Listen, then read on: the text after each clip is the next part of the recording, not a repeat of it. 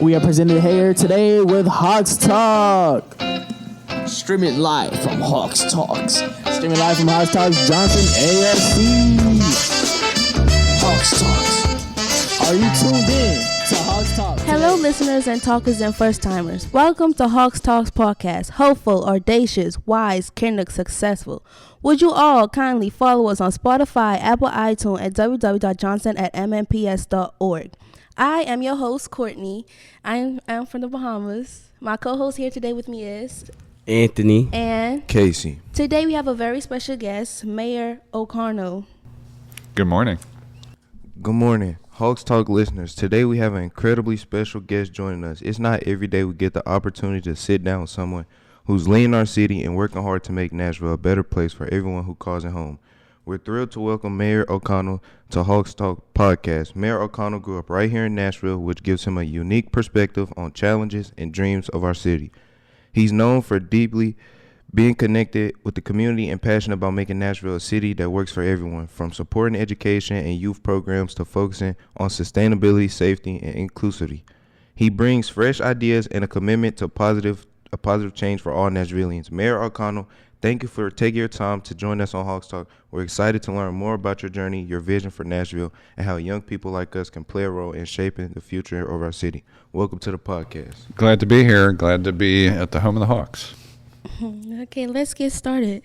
Mayor O'Connell, let's start with some throwback questions. What were you like in high school? Were you involved in any clubs or sports? And if you could give your high school self one piece of advice, what would it be? Yeah, these are great questions. So I went to Montgomery Bell Academy, which is actually where my mom wound up starting to teach when I was in 7th grade. A lot of folks in Nashville know it as MBA. And I had gone to Aiken before that for K through 6. So basically I had 2 schools that I went to. In high school, I played basketball and soccer. I liked basketball more, but wound up topping out at JV. So I never played varsity, but we had a great team that went to state semifinals my junior year. Soccer, I also played JV. Coach wanted me to play varsity, but by senior year, I had so many other things that were going on. I had friends who did all kinds of things. I had friends who did a lot of theater, music, some people who did debate. And my mom was a French teacher, and so it was exciting because my freshman year of high school, I got to go on a trip with her to see France, and she took a group of students, and it was amazing to get to go travel. But I had a lot of incredible friends in high school. It was an interesting environment because I had come from Aiken, which was a very diverse elementary school, and back then when elementary school went all the way through 6th grade, I had a lot of friends from different parts of the city, a lot of global students because of closeness to Vanderbilt. And got to MBA, and it was not nearly as diverse, also an all-boys school.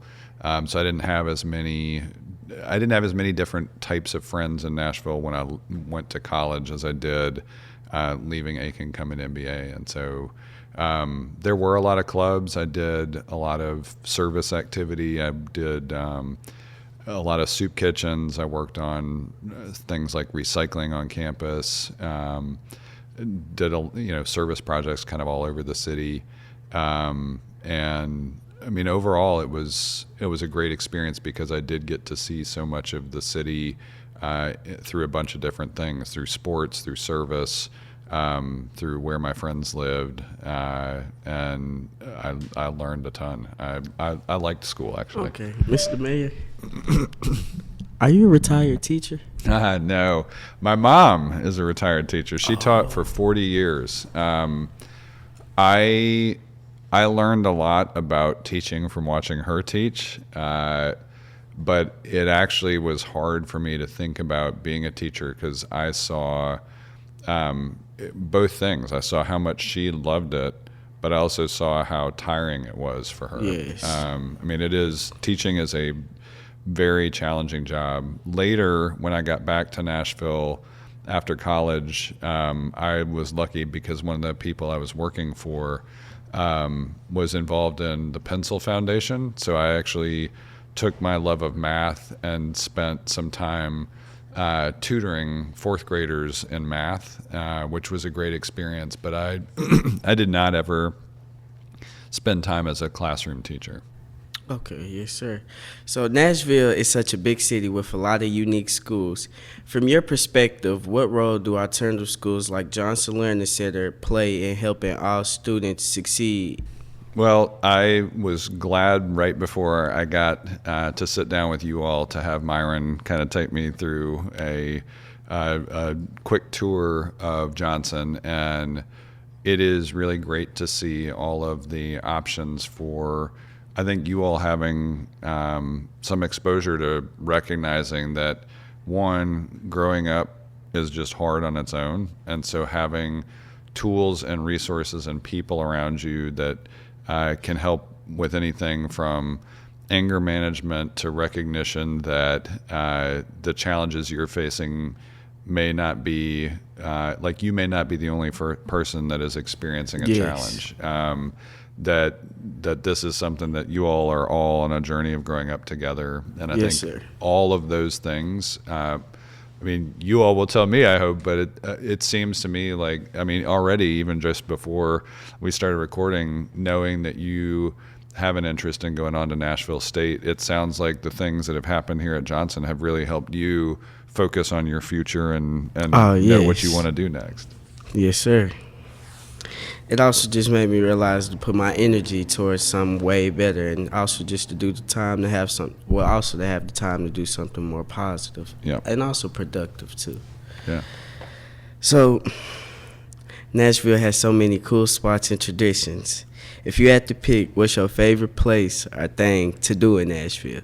I love that Nashville is known as Music City, and so I always love finding places that are maybe off the beaten path to go listen to live music. And I'm very lucky too, I guess, having grown up here, been very involved here, to know a lot of people who are musicians. So sometimes I get to go see people performing that I know personally, and that's always a lot of fun. Like my dad is a songwriter, and I just got to go see him do a live performance of his latest album, which was fun. But then I've had opportunities to go, over to see people that are TSU alums and doing fun shows. I've seen everyone from DJs to singer-songwriters, and I love that Nashville is Music City, and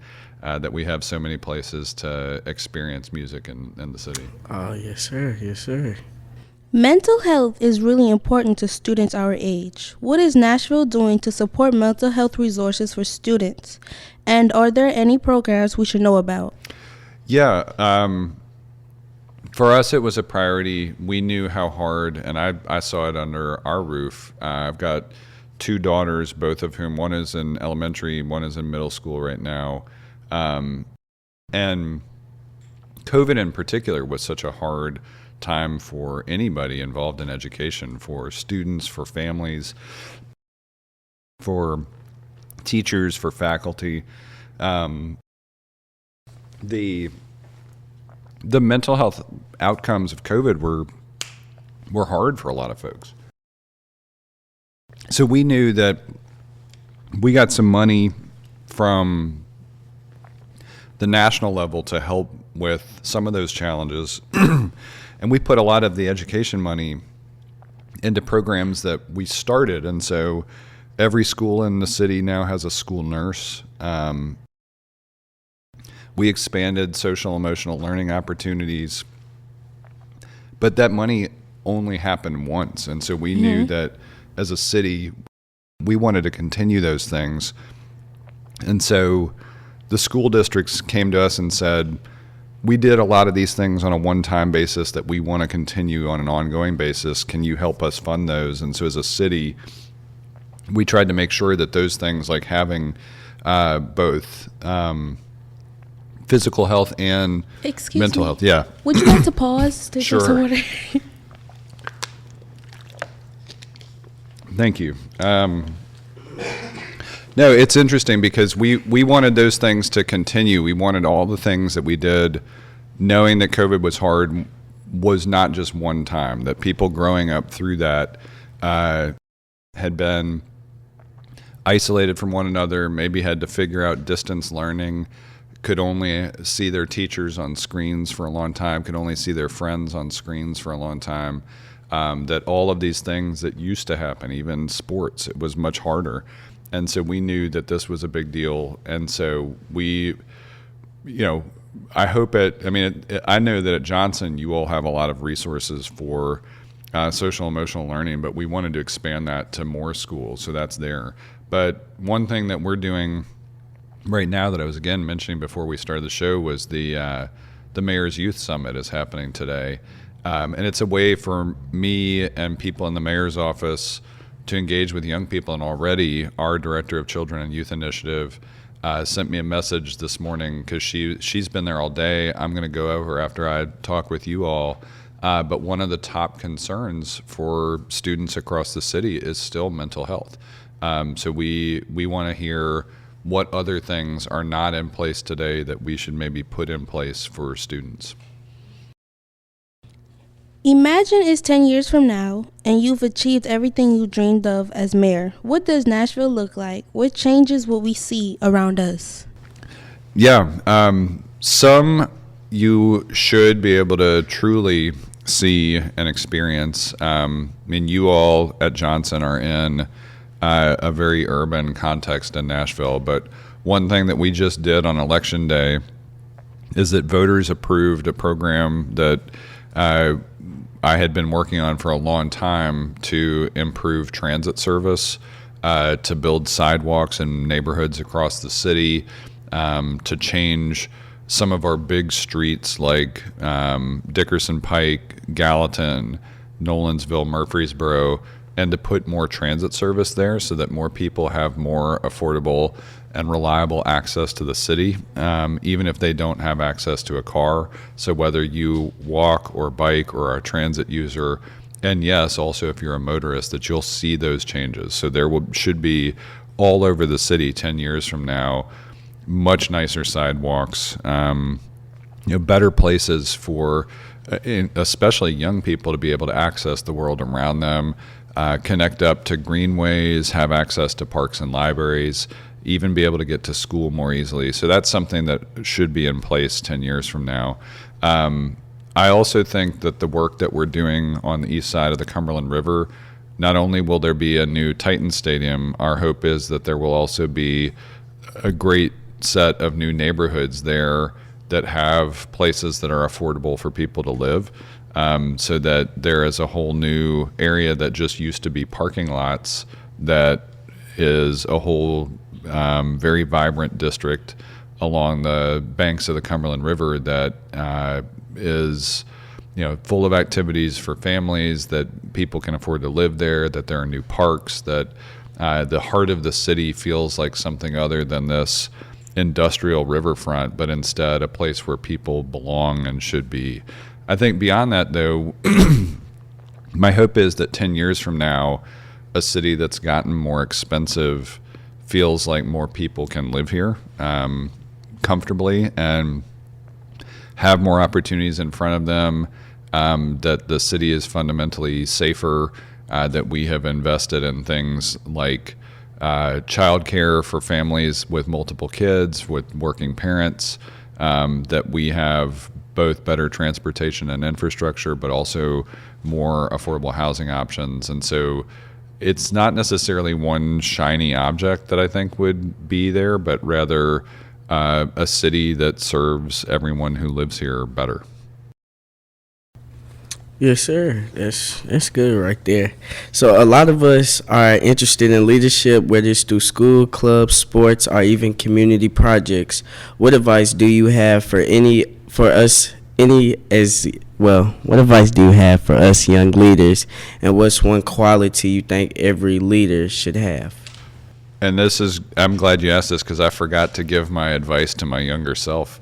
Because there's sort of the same thing. I feel like it is important to be able to take initiative. And one thing that I did that I was younger that turned out to matter a lot is I knew I liked computers. I knew I wanted to learn more about computers, and we were very lucky because we had basically a career fair on campus. So people from a bunch of different types of jobs came to campus, and somebody came to talk about computers and software. And I approached this person and basically said, I'd like to get a summer job doing whatever you do because I want to learn more about computers. And he was like, well, we don't have anything like that. Like, we don't have a program for young people or internships. And I said, well, could you make something? And it turns out he could, and he did. And it was the first job that I had that wasn't working in retail, but instead was working on something that I knew I was interested in and wanted to work on and maybe could be a career for me. So I think it's very important to be able to take initiative that way. I mean, you've already said some of the things that you're interested in studying and what you might do with your future. And I think for all of you, you've already taken some initiative to do this show even, right? And it wasn't just like you all mentioned it. It took something for you to get here, right? Like, it took good grades. It took a certain amount of you all committing to being your best selves. And I think there's a lot to that. I think not just thinking about what's happening in your life today, but thinking down the road, like thinking about not just what the city might look like in 10 years, but thinking about what you might look like in 10 years and what you might be doing and what you might be capable of. Yes, sir. I see myself having a good career. That's great. Yes. I'm starting to see that too. Finding part-time jobs or internships can be tough for high school students. Are there any new programs or ideas you have to create more opportunities for young people in Nashville to explore different careers? Yeah. And I knew this to be the case from when I was young for that reason. I did get a job working at a store I liked when I was 16, but it was much better when I got an internship. But it was kind of like I kind of had to talk somebody into creating that. But one thing we've done that I don't take credit for creating is something called the Power Youth Initiative, and it provides paid opportunities for young people in Nashville. And so I would love to share information about it with you all, just so that Oh, yes, sir. They folks just here- came. They just came Talk- too. by the Okay, way. great. So, Yes. well, then y'all know. Yes. We had, I think, more than 1,600 people take advantage of this last summer. We also have paid internships that are starting up in the mayor's office. And, you know, so my hope is we're really lucky.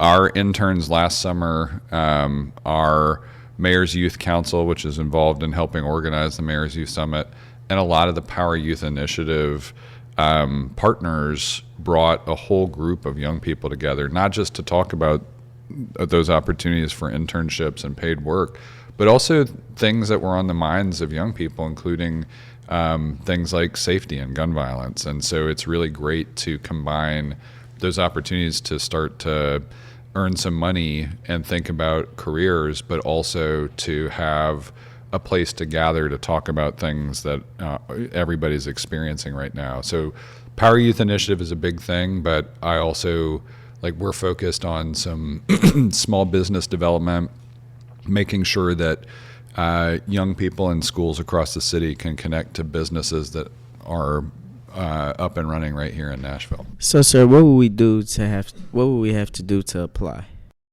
For Power Youth in particular, there are all kinds of different companies, nonprofit organizations, and we can make sure that Myron and the folks that help you all with HAWKS Talk have information about those applications, because that's the most important thing, is that you all as young people know how to get started. But if you know how to look up Power Youth Initiative, the application process isn't too hard, but we can share more information with you after the podcast. Yes, sir. Yes, sir. Thank you. So, Nashville is such a diverse city with people from all different backgrounds. What are some ways, as young people, we can help promote unity and respect in our schools and communities, especially following the tragedy of our recent classmate, sir? So, do you think you might know a way? There are some things, and I mean, I'll say that was, that was one of the hardest days of the job, right? That when we see young people committing violence against one another, there's something that is already very deeply wrong in their lives and the way that they're thinking about resolving conflict. And I'm so sorry for you all to have lost a peer this week. It's tragic news. It impacts far more than the two people involved in that situation. It impacts this school. It impacts their families. It impacts the community from how other people are experiencing safety in the city. It's a big deal. But I think you also talked about it. I mean, we do have all different kinds of people in the city. I mean, you're from the Bahamas. 1 in 7 Nashvillians right now are born outside of the United States. And so this means we have started to be a really global city that welcomes people from all over the world. And I think one thing that is really challenging right now with social media in particular is that it's very easy for people to pull away from one another and try to only, not even necessarily try, but default to being around only people who are like them. And so that somebody who is not like you is perceived as something other. Yes, sir. And so whether it is somebody older than you or somebody who has a different race or ethnicity from you, who might not speak the same language as you, who doesn't come from a background like you, I've always found that for me, being curious about my differences with other people means that I then get to engage around that, like what makes us different, in a much more positive way than saying the way I am is the only way people should be, and now those differences become tension. For me, differences become an opportunity to engage somebody rather than an opportunity to kind of push somebody away, or even worse, turn that into a fear or a hatred or an anger about those differences. And I think anything that we have to hope for in terms of unity and coming together is in that space of recognizing that difference is an opportunity. Yes, sir. I also feel like sometimes it has to play with a karmic cycle that I realize that we're in.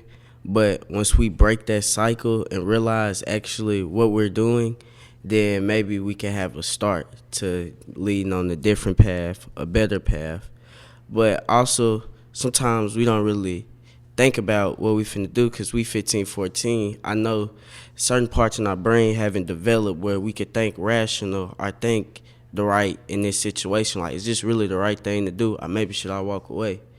And sometimes one of the tough parts about life is that sometimes you don't get another chance, or you get a chance to rethink about that. Sometimes it costs you in that moment. So now it's just like, I feel like maybe if we would just think and just don't take it all, just don't take it too far, maybe it will make the world a better place. So to your point, I mean, two things. One, I try to talk to my daughters all the time about the things that may be frustrating you today are not actually about today, right? Like, why do I have to learn math or this specific thing in math? It's not about, did you get this answer right on the problem today? It's about, did you learn how to solve bigger problems that are going to be much more important tomorrow, a year from now, 6 years from now, 20 years from now? But I also, it's amazing. I mean, just being in this space, being in this school with the people and resources you have around you, downstairs on the way to visit you all today was a great reminder. Be kind, because everyone is healing from things that they don't talk about, right? And so you never know what someone else is carrying around with them, what they might have experienced either that day or growing up or what brought them here. If it is something happening with a sibling or a parent or a caregiver, or at school, if they've been bullied, if it's happening online. Somebody may be at a breaking point today, but be calm again next week. And avoiding that scenario where somebody just truly pops off, and you can be helpful in that. Like the way you treat other people every single day has an impact on not only your life, but the lives of everyone around you. Yes, the others too. That's very significant. So leadership isn't always easy, sir, and I'm sure there are tough days, by the way. So Yes, how do there you are. handle criticism and setbacks? And what motivates you to keep pushing forward? Because I'm a very motivated person, by the way. So one thing that motivates me is just knowing that there are things that matter to the city. There are things that we can do as a government, with our partners, as a community, that make everything better across the board. The hard part that I realized a long time ago is that, every decision that I make in a space of public leadership, and you all will see this too, like when you as a group of anybody makes a decision, usually a decision is a sign that not everybody already agrees, because if everybody already agreed, you wouldn't need the decision. So decision is disagreement. And so when somebody decides, somebody is going to walk away from that unhappy. Like if you all said, I'm going to sit here, but two people wanted to sit in that same place, but you got to a decision about it, somebody walked away less happy about that decision. Even about who was going to host today, there was a decision that you three were going to be in here, right? And so that's great, but it means you three are here. Maybe somebody else is not. Maybe somebody else wanted to be. There's a decision underneath that. That was disagreement. And if you know that up front, that your decision-making process is going to result in disagreement, that every single day those decisions add up, and somebody's going to be happy and unhappy. And somebody's not. And so accepting criticism through that then becomes a couple different things. Some people are just always going to be haters. They're going to decide that they don't like you up front. They're never, there will not be any benefit of the Their doubt. ego is That's too real. big. I like that though. That's Right? real. Like they know they don't like you, and they will not have any curiosity about what's going on. Politics makes that even more evident. Because the whole point of what happens in an election as a big decision that is definitely about disagreement is candidates in politics are motivated to make you not like the other person, right? And so, this even happens in smaller places like student council elections. You want to put your best foot forward, but also here's why you shouldn't support this other person, right? It's an exercise in contrast. So, I feel like I'm always looking for the space of where can you separate the haters from people who may disagree with you, and what can you learn from those disagreements? It's the same thing about differences. Okay. What can I learn from the place where somebody may be different from me? Where is that space that lets us step into our differences and actually come away having learned something? Similarly, from a disagreement, I need to know that I'm making the best decision I possibly can based on all that I've learned from the community. If some people say, we want apples, and some people say we want oranges, I need to make a really good, I need to know for myself that saying, well, we can only choose one of these things, and today it's going to be apples. I've got to know what it is that people understood about oranges and why they preferred those before we can make that decision, because, hey, maybe next week we can do oranges. Okay. There's a lot that happens in that. But, that's what it is. Leadership is ultimately about decision making and helping people as best you can understand those decisions. So the tough days are really making those tough decisions, knowing somebody else is going to most likely walk away unhappy. Right. all of government happens, like the way that we pay for anything, the way we paid for this building, the way that we pay for your teachers, the way we pay for you all to have access to information is about taxes. Okay. Nobody likes to pay taxes. I mean, even if you can show that we're getting awesome stuff, that's a hard thing. So every single day, even to be in government means you're stepping into a space where we've already asked, like, we made a social agreement a long time ago that we would have, a local government that did a lot of things. It picked up the trash, it runs the buses, it paves the sidewalks, it builds schools, it has libraries. But we have to remind ourselves why it's worthwhile to pay for those things, and every single day, that's a piece of it. I think also the tough days are when you just have tragic moments. Ultimately, in the city, I'm responsible. Our police department is responsible. Our overall community is responsible for keeping one another safe. And when we have tragic incidents where somebody dies violently, or we have severe weather, like a tornado that came through last winter and ripped through parts of Nashville, and we had a few people tragically die in that.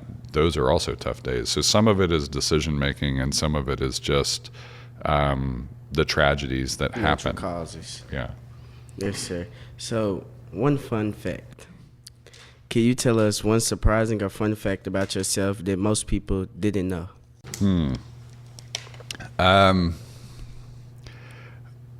Yeah, I mean, I'm very lucky that I have gotten to have a bunch of interesting experiences in my life.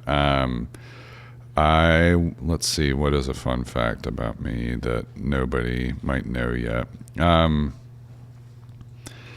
I was sharing with a few people who didn't know this recently. The first car I ever owned was an old black El Camino that ran on biodiesel. I've never heard of that. Yeah. Literally. It was an amazing car, and unfortunately, it was not a car that I could put a car seat in when I had my first daughter, and I had to give up that amazing car. Casey's got a question. Okay, so Mayor O'Connell, it's been inspiring hearing about your thoughts and vision for Nashville today. At Johnson Learning Center, our HAWKS acronym represents qualities we aim to embody as a school, community: hopeful, audacious, wise, kindred, and successful. These values guide us not in just the classroom, but in how we approach our future and place in this city. As we close out, we love to get your thoughts on each word and how may they apply to you as mayor. We're excited to see how they connect with your own journey and your hopes for Nashville. No, I love that. I love that acronym. Hopeful, I have been personally myself so encouraged by what I see in the city every day. As we took office at our inauguration event, there was a lot of hope there. As we have made progress on what I think the city's priorities should be, we see a lot of hope. On election night, as we had a big victory on the transit program that we worked on, I've spent the past couple weeks with people telling me this made me hopeful about our future. So I feel it in the city, which is a great thing. And so, the biggest thing for me would be, I know I've heard you say you're hopeful about your future, right? I mean, that to me, like, I'll walk out of here today knowing that what is happening here at Johnson, what is happening here in the city, it should be making sure that you all have these amazing opportunities for your own futures, and that fills me with hope. Who knows? I might be the next mayor. Go for it. One day. Happy to talk to you about that. You got to get ready for those moments of criticism, right? Yes. I can't handle criticism. All right. How will you know you've been successful as mayor? What do you hope to accomplish to make you feel you made a difference? I feel like the things that we have set in motion, even in this first year, now have a high probability of success. We have made some big generational changes, and so now for the next 3 years, we will have kind of benchmarks about hey, every year we know the progress we need to make to see these things be successful. Like, I know that next year we have to get some more sidewalks on the ground. We have to get some more bus service in place. We have to get some traffic signals upgraded so that people can move around the city more safely and easily. Similarly, we have to make sure that for everybody who is struggling to afford to live here right now, we can try to ease the pressures of those expenses that people are experiencing in their lives. And I think about, we would love to see next year be a year where we have fewer homicides in the city, right? We would love to see something amazing that happened this year. Metro schools had the best graduation rate since we've been keeping data about graduation rates district-wide. We want to see that continue to go up. We would love to see more of our young people get those job opportunities in summer and after people finish high school or however far they want to take their education. And so I feel like there are a series of things that ultimately, I would love to get to the point where by the time I'm done, more people in Nashville have the capacity to thrive on their own terms. And so we've got a few different ways we look at that. Mayor O'Connell, thank you so much for taking your time to be with us today on Hawks Talk. It's been amazing hearing about your vision for Nashville, your journey, and the inspiring advice you've shared with us. You've given us a lot to think about, and it's exciting to see how we as young people can be a part of building the future you envision for our city. We hope to have you back on Hawks Talk in the future to hear about all the great things you'll accomplish. Until then, we'll be watching, learning, and looking for ways we can also make an impact. Take care, Mayor O'Connell. This has been great. You all are making an impact with this show. I can't wait to see this one and go check out some more episodes. Once again, would you all kindly follow us on Spotify, Apple, iTunes, and www.johnson@mmps.org. At Johnson Alternative School, that is to be mindful, be inspired, and be better. That's what we want our kids to embrace each and every day.